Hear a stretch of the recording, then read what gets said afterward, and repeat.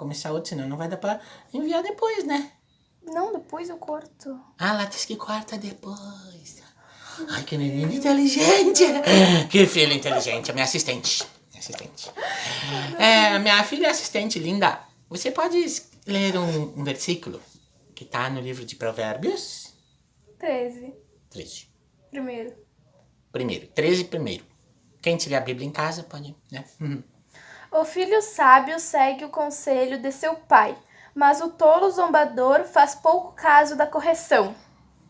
Pois é. E essa história começa assim, então. Havia um menino que morava numa fazenda muito longe da cidade, muito bonita a fazenda, e ele morava com o pai dele, era só os dois. E esse menino foi crescendo assim, mas ele brigava muito com o pai dele. Aí ele brigava, ele nunca concordava com o pai, com nada, ele brigava, aí o pai dele ficava chateado, brigava com ele, aí o pai dele aconselhava, ele não aceitava, aí ele não queria ir na escola, aí ele não queria estudar, ele só queria ficar brincando, sujando a roupa, desobedecendo, aí ele começou a aprender a falar palavrão. Aí o pai dele, não fala palavrão que é feio, e ele disse, não fala. Que feio, né? Aí, o que aconteceu? E quando ele ficou assim, com uns 15, 16 anos, ele disse assim, eu vou me embora. E o pai dele, mas pra onde tu vai, meu filho? Aí eu vou pra cidade. Aí ele pegou e juntou assim uma trouxa assim, né? Juntou, botou tudo à toa assim, um lençol assim, botou tudo. Aí botou um pedaço de pau assim, botou assim no ombro assim e foi.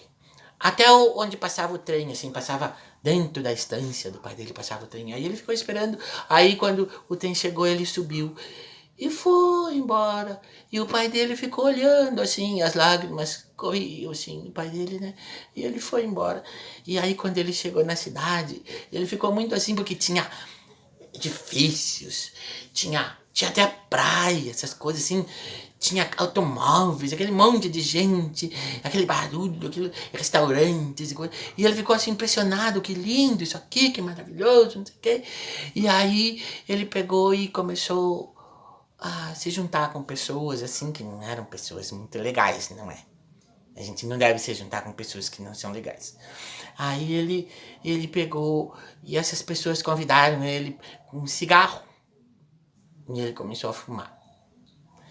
E aí esses amigos, né, tudo um monte de amigo apareceu, né, porque ele tinha um dinheiro e tal, né, e aí ele comprava cigarro pra ele, convidava os amigos também, e aí ele começou a beber.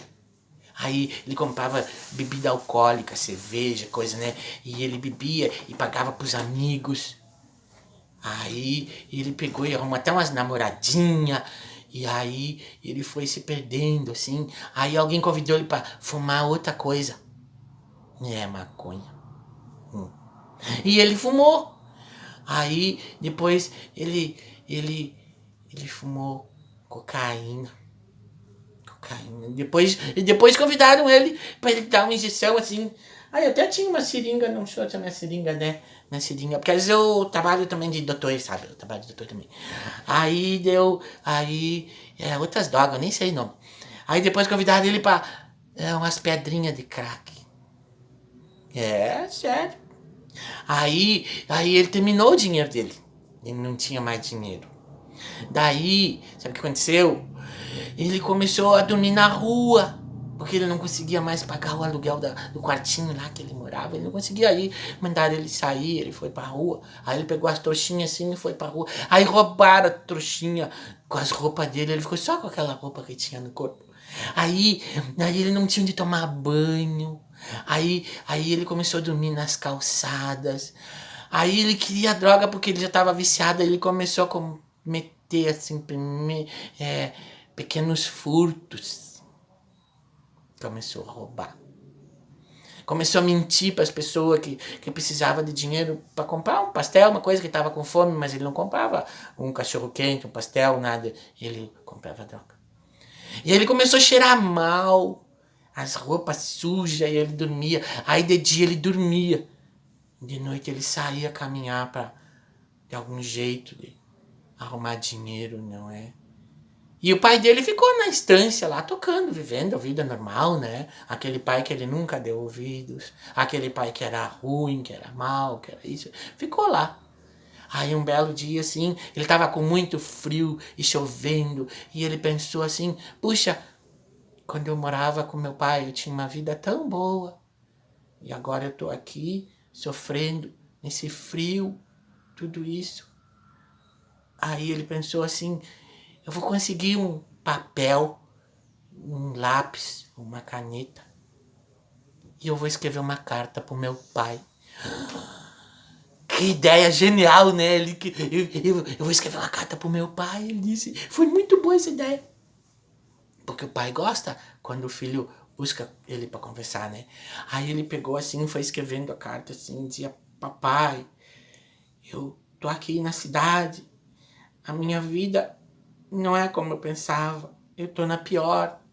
E hoje eu durmo nas calçadas, na rua, não tenho nem um chuveiro para tomar banho, não tenho mais roupas, me roubaram tudo, e eu sou viciado em droga. E a minha vida tá desgraçada, papai. Tão triste, né, crianças? Muito triste essa história, né? Pois é. Mas vamos ver se a gente melhora ela no final, né? Vamos ver. Daí ele pegou e mandou a carta. Botou no correio. Daí ele esperou uns 10 dias depois, né? E ele pegou... E ele, no final da carta ele escreveu assim, papai, se o senhor me aceitar de volta, sabe aquela árvore que tem na frente da casa, da fazenda?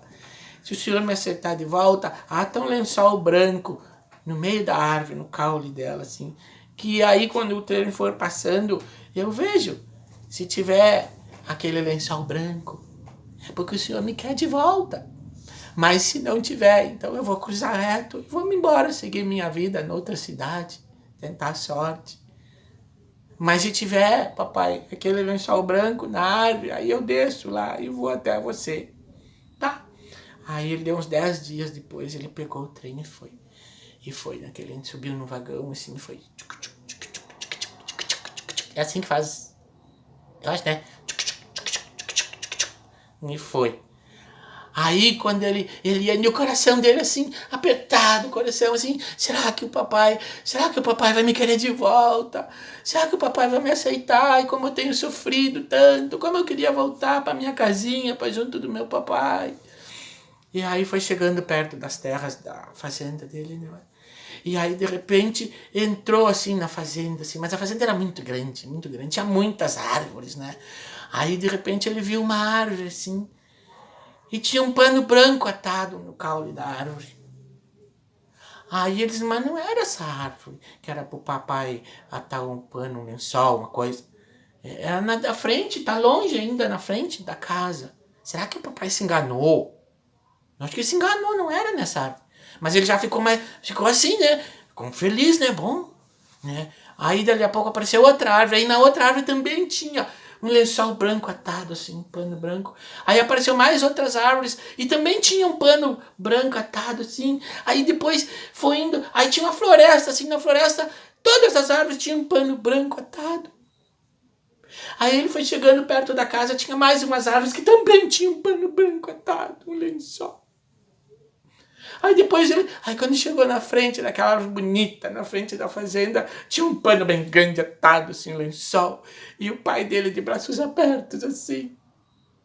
E ele olhou e chorava, assim, as lágrimas corriam. Porque era o sinal que o papai tinha aceitado, mas o papai não botou o sinal só na árvore aquela. O papai marcou todas as árvores da fazenda, porque o papai tinha tanta felicidade que o filhinho dele estava voltando para casa. Vocês entenderam?